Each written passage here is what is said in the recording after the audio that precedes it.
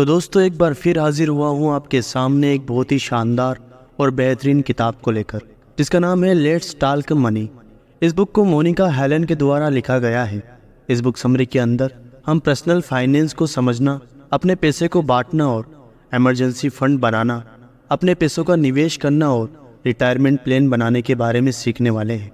लेखक मोनिका हेलन द्वारा लिखित लेट्स टॉक मनी बुक हमें अपने पैसों के बारे में ईमानदारी से बात करना सिखाती है।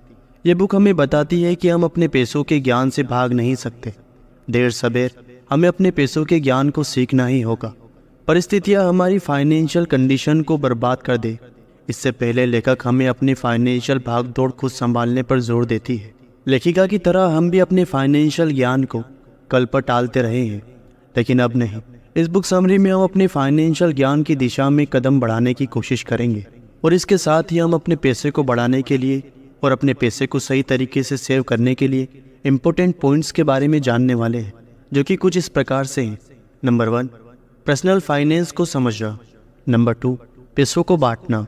नंबर 3, इमरजेंसी फंड बनाना। नंबर 4, अपने पैसों का निवेश करना। नंबर 5, रिटायरमेंट प्लान बनाना। तो आइए इसके नंबर 1 की शुरुआत करते हैं, पर्सनल फाइनेंस को समझना। प्रोफेशनल लोगों के द्वारा दिए गए फाइनेंशियल ज्ञान हमें इतने ज़्यादा कठिन और जटिल लगते हैं कि हमारी सीखने की इच्छा ही नहीं होती, लेकिन उसी ज्ञान को हम सिंपल भाषा में भी सीख सकते हैं। ऑथर का मानना है कि अपने पैसों को संभालना हमें स्वयं सीखना होगा, क्योंकि अपने पैसों का उपयोग हम खुद करते हैं। इसलिए हमें ईमानदारी से ये भी देखना है कि हमारा पैसा कहाँ से आ रहा है और किस रास्ते से जा रहा है। इसके लिए हमें अपने कमाने के तरीके को और अपने खर्चों को देखना होगा। हमें ये नहीं भूलना चाहिए कि हर काम मज़े के लिए नहीं होता, कुछ काम हमारे कर्तव्य भी होते हैं।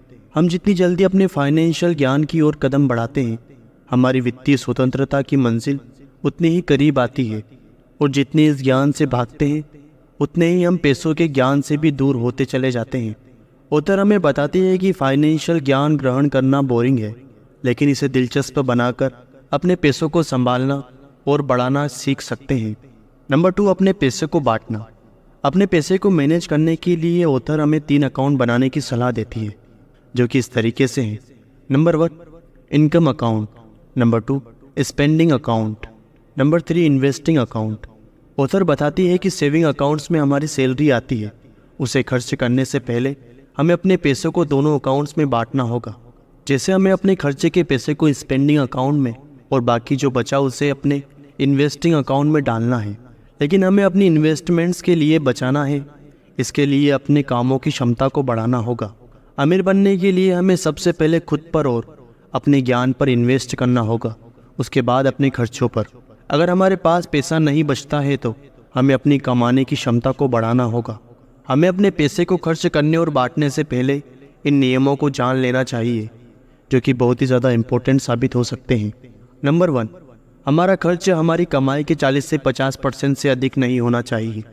नंबर 2, हमारी किस्तें हमारी कमाई के 20 से 30% से ज़्यादा नहीं होनी चाहिए। नंबर 3, हमारी कमाई का 15 से 20% सेविंग करना ज़रूरी है। वित्तीय सफलता और बड़े कर्ज से बचने के लिए इन नियमों को फॉलो करना बहुत ही ज़्यादा ज़रूरी और आवश्यक है। नंबर 3, इमरजेंसी फंड बनाना। हमें कुछ भी करने से पहले इमरजेंसी फंड बनाने पर जोर दिया जाता है, ताकि जो घटना होने की संभावना बहुत ही ज़्यादा कम है वे घट जाए तो हम कर्जे में ना डूबे। यह हमारे काम की तरह हमारी लाइफ के लिए भी सही है। रिस्क ना लेने की इच्छा ज़रूरत पड़ने पर पैसा ना होने के डर से भी आती है। ऑथर के अनुसार हमें 2 परिस्थितियों से निपटने के लिए इमरजेंसी फंड की आवश्यकता होती है। पहली नियोजित और दूसरी अनियोजित। कुछ काम जैसे घर की मरम्मत करवाना, छुट्टियों पर बच्चों को लेकर कहीं घूमने जाना आदि कामों में हम अपने प्लान करके पैसा खर्च कर सकते हैं। लेकिन कुछ खर्च ऐसे भी होते हैं जिनके लिए हमें अपना पैसा देना ही होता है, जैसे कि हॉस्पिटल के खर्चे, नौकरी से निकाल दिए जाने के बाद अपने घर के खर्चे आदि। इस प्रकार की परिस्थितियों से निपटने के लिए लेखक हमें 6 महीने का इमरजेंसी फंड बनाने पर जोर देते हैं। इसमें हमारे सभी खर्च शामिल हैं, जैसे घर के खर्च, किराए, स्कूल की फीस, लोन की किश्तें आदि। और हमें इस फंड को ऐसी जगह रखना है कि जब हमें ज़रूरत हो तब हम इसे कैश में बदल सकें, और हमें इस फंड को एक ऐसी जगह पर रखना है कि जब हमें ज़रूरत हो तो तब हम इसे कैश में बदल सकते हैं। नंबर 4, अपने पैसों का निवेश करना। इस बुक में हम अपने पैसों की आवश्यकता के अनुसार निवेश करना सीखेंगे। जो कि बहुत ही ज़्यादा ज़रूरी है। जैसे कि नंबर 1, जिस पैसे की ज़रूरत कुछ दिनों की या हफ्तों में हो। नंबर 2, जिन पैसों की ज़रूरत हमें 3 साल से 7 साल के बीच में हो। नंबर 3, जिन पैसों की ज़रूरत हमें लंबे समय में हो। लॉन्ग टर्म निवेश के लिए एफडी और शॉर्ट टर्म निवेश अच्छा ऑप्शन हो सकता है। इसमें हम अपना इमरजेंसी फंड रख सकते हैं। इसमें पैसे बनाने पर काम और पैसों की सुरक्षा पर अधिक ध्यान दिया जाता है। ये भी ध्यान रखा जाए कि इमरजेंसी फंड रख रहे हैं इसलिए एफडी और निवेश फ्लेक्सिबल होने आवश्यक है ताकि हम अपने पैसे को ज़रूरत के अनुसार उपयोग कर सकें। इमरजेंसी फंड रिस्क से नहीं, सुरक्षा से बचता है। मिड टर्म निवेश आने वाली परिस्थितियों के लिए करते हैं। इसमें हमारा उद्देश्य ये होता है कि मीडियम रिस्क और मीडियम प्रॉफिट प्राप्त करें और साथ ही अपने पैसे को महंगाई से बचाने का भी प्रयास होता है। इसके लिए हम इंडेक्स फंड और म्यूचुअल फंड का उपयोग भी कर सकते हैं। इस निवेश में डाइवर्सिफिकेशन हमारे रिस्क को कम करने में मदद करता है। जो पैसा हमारे उपयोग का नहीं है उसे लॉन्ग टर्म के लिए निवेश किया जाता है। पैसा लॉन्ग टर्म निवेश से बचाया जा सकता है। इसमें हमें निवेश के ज्ञान की आवश्यकता होती है क्योंकि लॉन्ग टर्म में छोटी गलतियां भी बड़ी हो जाती हैं। नंबर 5 पे बात करते हैं रिटायरमेंट प्लान के बारे में। रिटायरमेंट फंड बनाना हमारे लिए बहुत ही ज़्यादा ज़रूरी है क्योंकि हम बहुत अधिक पैसों के मालिक नहीं हैं। हम नौकरी करते हैं, जो कुछ भी कमाते हैं उसी से हम अपने खर्चों को देते हैं, उसी से हम निवेश करते हैं।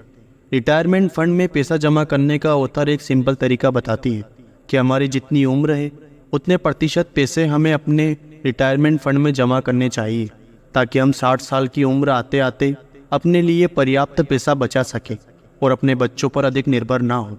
Let's talk money book summary हमें 5 महत्वपूर्ण बातें सिखाती है। Let's talk money book summary हमें 5 महत्वपूर्ण बातें सिखाती है जो कि बहुत ही ज़्यादा इम्पोर्टेंट साबित हो सकती है। नंबर 1, अपने पर्सनल फाइनेंस को समझना अपने पैसे को मैनेज करने के लिए ज़रूरी है।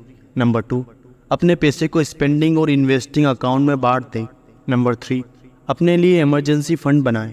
नंबर 4, अपने पैसों को ज़रूरत के अनुसार निवेश करें। नंबर 5, अपने लिए एक रिटायरमेंट फंड बनाएं ताकि हम अपना जीवन तब भी अच्छे से बिता सकें जब हम काम ना कर रहे हों। तो दोस्तों, इसी के साथ ये बुक समरी यहीं पर समाप्त होती है। अगर आपको ये वीडियो अच्छा लगा हो, ये बुक समरी पसंद आई हो तो प्लीज़ इस वीडियो को लाइक और इस चैनल को सब्सक्राइब कर ज़रूर जाएं। इसी के साथ मिलते हैं अगली वीडियो में। तब तक के लिए धन्यवाद।